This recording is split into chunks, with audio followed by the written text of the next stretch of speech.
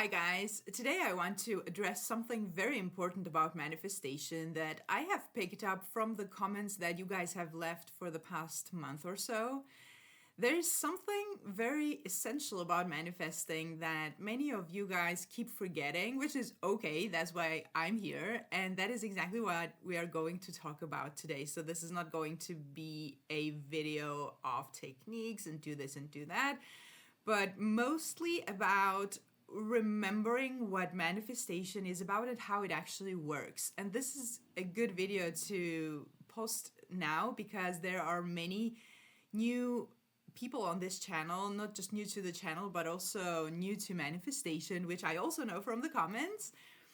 And this topic is something that we all need to come back to, even us very experienced manifestors, conscious manifestors.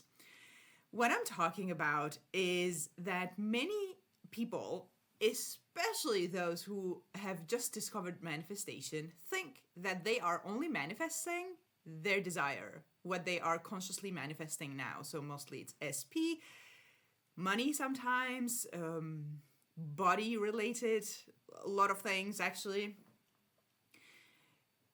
So it's very important for you to know and to remember that you have been manifesting since the day you were born, maybe even before, but we're not going to go into that, and until the day that you pass on. Manifestation doesn't stop based on you being conscious or unconscious of it. People who have no idea about manifestation, people who don't believe in it, also manifest. They just don't know that they do it. Manifestation, what we call the law of assumption, which is a term coined by Neville Goddard, is a universal law that works whether or not you like it. And it's like gravity. We often make the comparison with gravity. Gravity works regardless of who you are and regardless of you believing in it or not. It's going to work. So people who discover manifestation are actually really blessed, I think, because then we learn to control it in a way that we get something out of our lives that is pleasant and something that we choose. So you don't manifest what you desire, you manifest what you believe to be true, hence the name law of assumption. So what you assume to be true is what you manifest. Just because you are unaware of manifestation or unaware of other things, other assumptions you have that are not your current main conscious manifestation, they still manifest. And I often make sure that I use the term conscious manifestation because of this. Because when you, for example, who are watching this video, you are now consciously manifesting something. But all the other things that you are experiencing in your life are also a manifestation. And that's how it works for us in this world, universe. You cannot experience something that you didn't manifest. Your experience, your physical experience, is actually very subjective. You put different people in the same situation, in the same place, at the same time, they are all going to experience it differently because everyone's experience comes from their own assumption. So, back to what I said earlier, that you can't experience something that you didn't manifest, which means that everything that you are experiencing every day, it's your work, it's the place you live, it's all your relationships, even if it's not your SP romantic relationship that you are manifesting currently, your financial situation, your body, everything is a manifestation of your beliefs, of your assumptions, of your stories. And the reason why I said that you don't manifest what you desire, you manifest what you believe to be true, is because a lot of people who are new to this say often that, but I can't have manifested that bad thing. I didn't do that. The law of assumption is very unforgiving and non-personal. It's going to manifest what you believe to be true, whether you desire it or not. And this is the reason why we want to make sure that we are as aware as possible of our negative patterns, negative beliefs. When I say patterns, by the way, I don't mean anything in the 3D. That's all a manifestation. I always talk about the mental patterns, the beliefs, the assumptions, the stories, the conclusions you jump to. All that is based on your self-concept, by the way, hence why I find self-concept super important. I'm not going to go into that in this video. I have a whole playlist I'm going to link below. I highly recommend you check that out because I find it very important, and if you check that out, you'll see what I mean. So that is why it's so important for us to know ourselves, who you have come to be based on what you have learned. In this process of manifesting things, we discover a lot of stuff about us, a lot of stuff that we believe to be true, but then we discover that it's not even our beliefs. It's stuff that we have learned, and it's mostly stuff that is limiting. It's stuff that gets in our way. And when you just start out with manifesting, whether it's you who are watching this who is completely new to this, or if you are very experienced, you remember that when you just started out and you were trying to figure out your thoughts during the day and change the negative thought patterns and stuff like that, you notice that there's so much of it. At first, it feels like a chore, like a full-time job. And when I say like manifestation doesn't stop, that just because you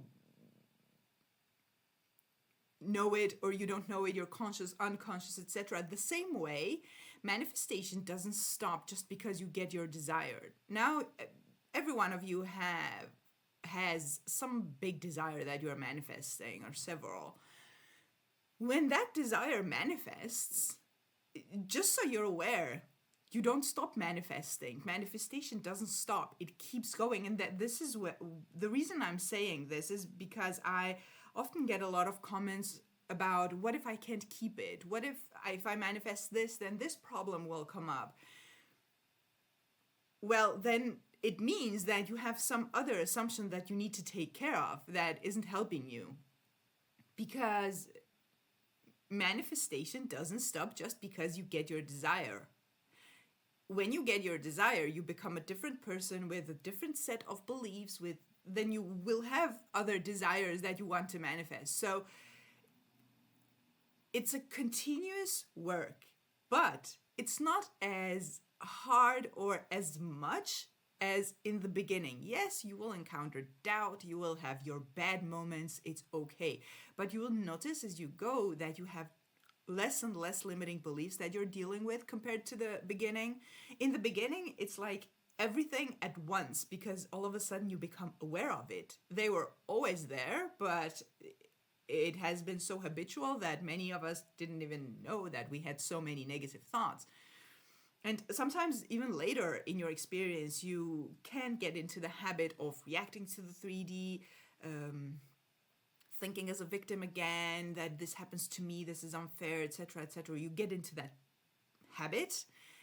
And if it becomes a habit, you again get into this space where you don't notice that you're fully in lack mode. But then again, you start doing the work and it's all good. What I'm saying is that when you become aware of this, and when you become conscious of the fact that you are manifesting and that your mind is the part of you that is manifesting, and you keep sort of cleansing it. For me, it has been a cleansing process, getting rid of, freeing myself from all sorts of crap that I believed to be true, which all it's doing is just limiting you. Oh, you can't do this, this is hard, life is hard, this thing is difficult, that thing is difficult. Something that I figured out for myself even before I knew about manifestation was years and years ago, and I think it had something to do with school. Whenever I had to do something in school that I didn't want to do, I knew that I couldn't focus on this thing being hard or difficult. Nothing has really been hard, maybe because of what I'm actually about to say. I somehow discovered for myself that if I had to focus on this thing being hard, it's just going to be hard. So I'm just going to focus on, let me get it done, because it needs to be done, so I just get it done. And maybe that has been the reason why I haven't ever had any difficulty in school in any subject. And this is how manifestation literally is. Whatever you choose to believe in becomes your reality, it becomes your experience. And it's not like someone else who has a lot of difficulty in the same situation is less than. It's just that they have this perception of the things of life that it's just like this. Then it becomes your reality. I hope this made sense. So what I'm trying to say is that you are manifesting at all times, and it's really good that you figured this out, because now you can experience things that you manifest consciously instead of unconsciously.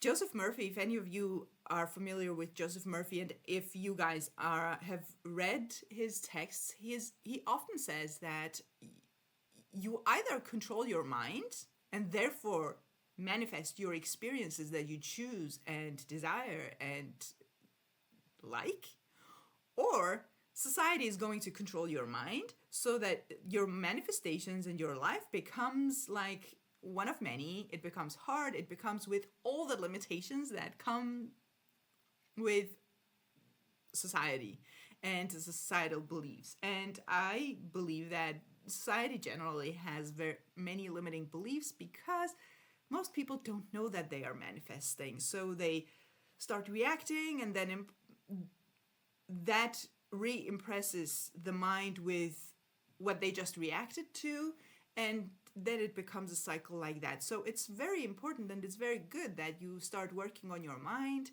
Start wherever you are. Don't get fixated on, oh, I didn't do this perfectly, because that is also going to get in your way. Just start wherever you are. Did you just spiral for 2 days? That's fine. Get back up and start again where you are.